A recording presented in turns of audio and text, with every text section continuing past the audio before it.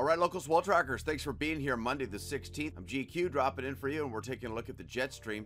These are large upper air currents that help spawn and steer storms down at the surface.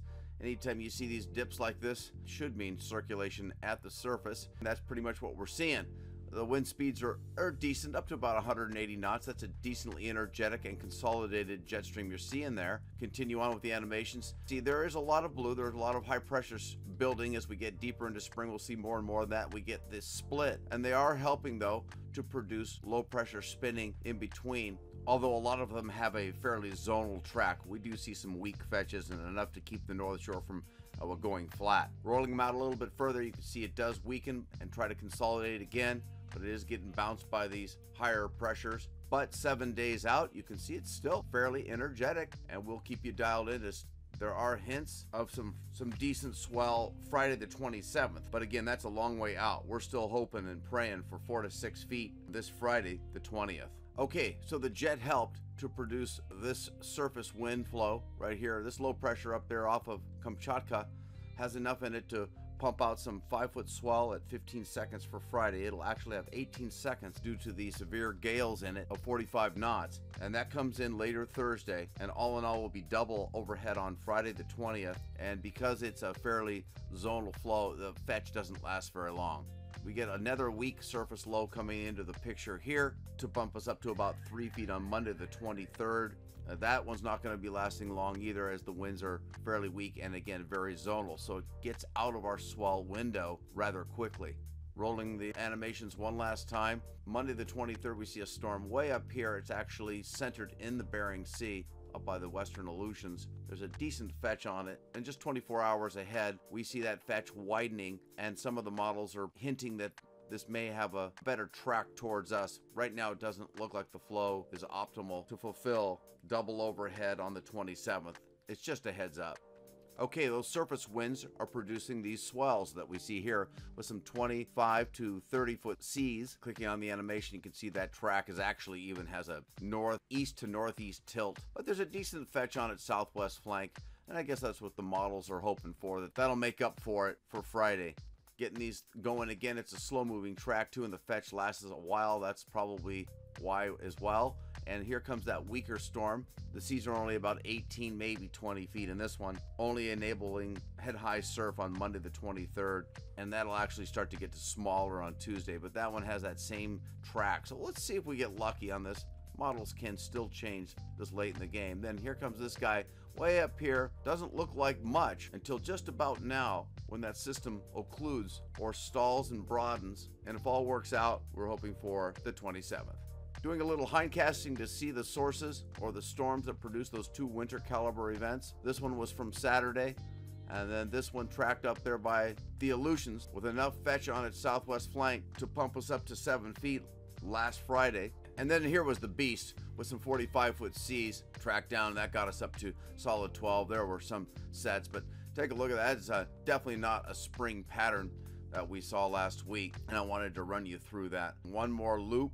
There's the one for 12 plus. There was the 7-footer, and then there was the 12 pluser. These weren't the best of swells, and the winds weren't optimal. We sure had size. Okay, back to today. This is going to go out Tuesday the 17th, and these are the swell periods. You can see this 18-second forerunner getting close to us Thursday. Bam, it hits us here early by dawn on Friday. 18-second forerunners later Thursday. Some fun 4 to 6 plusers, if we're lucky, Friday, and dropping down to no more than 5 feet on Saturday. Rolling it out further, we'll see the weaker Monday swell trying to show up right there. It hardly shows up at all. But this will be the main event this week right there. Now going down under, we have 2 storms, one under Tahiti, one off the east coast of New Zealand where we like them. So we got some overlapping events happening this week. Monday we saw occasional 3-foot sets from these two right here, and they're registering 16 seconds on the buoys. The tracks aren't optimal. They don't last very long, but the fetch was set up, and we still should be looking at solid 2 to 3 with a chance of isolated reefs getting a foot overhead from these two right here. And this is going back Monday the 9th. And we'll see energy from here all the way through Friday. Now we'll look at the swell periods. We have a little bit of a Tasman sea swell source coming up here. You can see from Monday, Tuesday, it's going to take about 7 days to get up here. So the 23rd, you can mark your calendar. Clicking it on further, a lot of energy cores coming down from the North Pack. They do not cancel each other out. And there we go. The long haul looking really good coming up for the 25th, 26th, and 27th. And I'll show you those sources that produces these swell trains right here. Okay, so here's the current models actually setting up for Monday, Tuesday, the 16th and 17th. Not much really going on. Plenty of fetch over here for South America. And then we wait and see this long, wide fetch right here. That's what was producing those swell periods emanating out from the region. This coming weekend, we have a nice storm coming up the east coast of New Zealand. These are the swell heights produced by the surface winds we were just looking at. The fetch sure looked a lot better than the swells produced. Still, models are going ahead with this one, saying that we should have a long-lasting event. Filling in Saturday the 28th, peaking the 29th, probably a solid 3 feet out of this guy. And that would be the last one on the models. Let's get into some weather, winds and waves. Hand-drawn surface charts, you see these high pressures. They've got that strong ridge to the north of us, creating the strong trades. Upstream, wind swell 3 to 5, high surf advisory.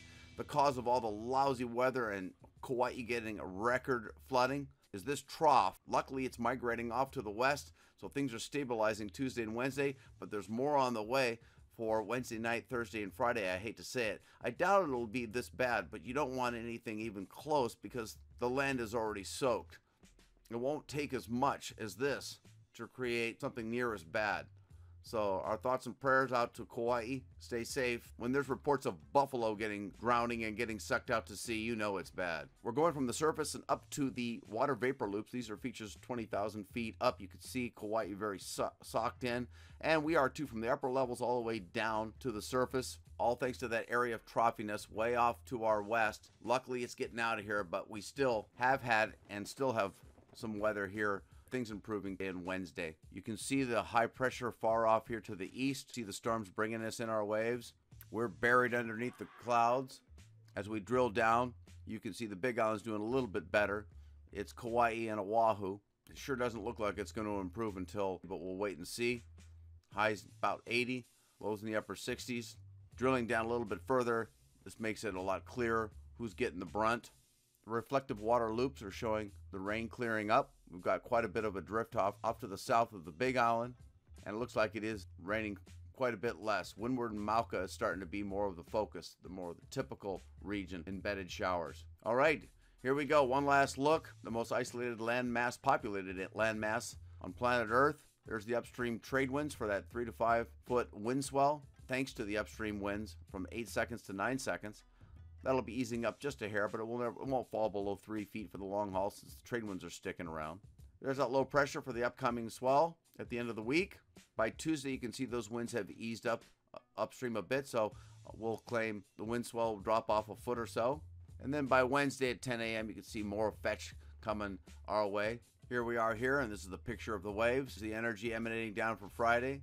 Here are the trade winds upstream and locally. As we move on into Tuesday, see more of that energy moving our way, as well as off to the east. By Thursday, that fetch is fairly close, and here comes the next swell for that smaller boost next week. And by Friday, we're in the 4 to 6 foot range as the swell ends up here in the Gulf. And that's your local swell tracker. I'll be back in a week right here. Thanks for listening in.